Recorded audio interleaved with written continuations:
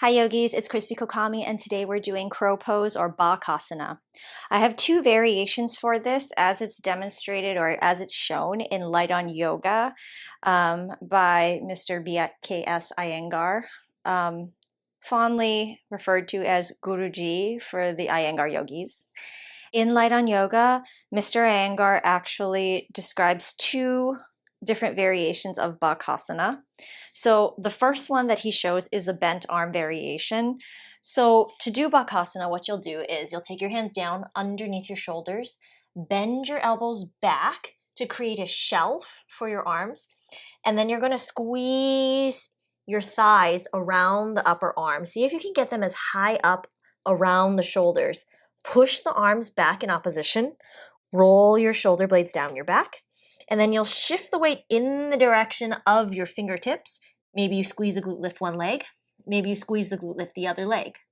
Now, bend the elbows.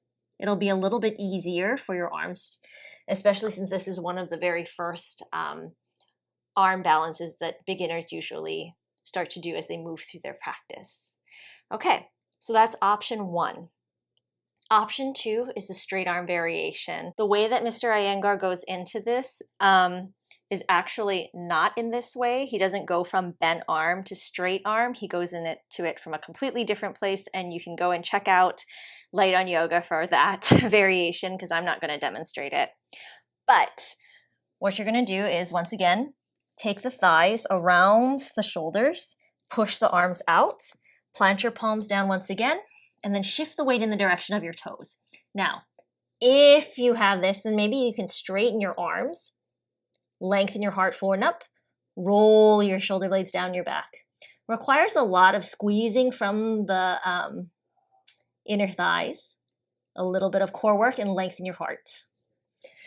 Now, option, if this is difficult for you, I know a lot of people don't have the strength in their inner thighs to do this.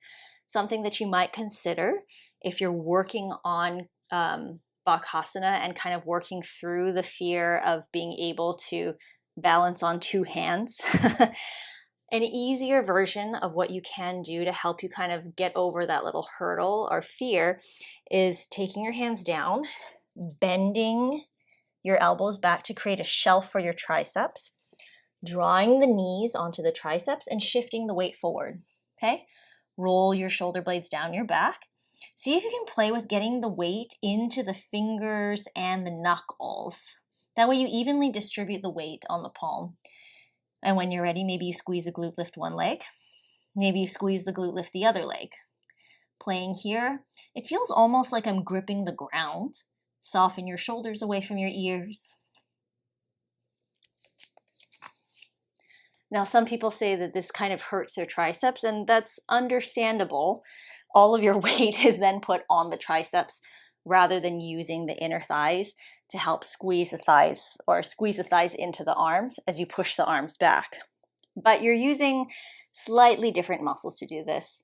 The one where you take your legs to the outside of the arms is going to require obviously inner thigh strength and a little bit more core work. All right. The one where you take your knee on top of the tricep is going to be a little bit more accessible for beginners who maybe don't have the strength in their inner thighs, but it's a nice way, once again, to kind of start playing with, working with the fear of kind of balancing on two hands. All right. If you're interested in playing around with your Crow Pose or Bakasana, check out my video on my Patreon. I have one where we actually use props like bolsters to be able to play with that shape. All right. Have fun. Let me know how it goes.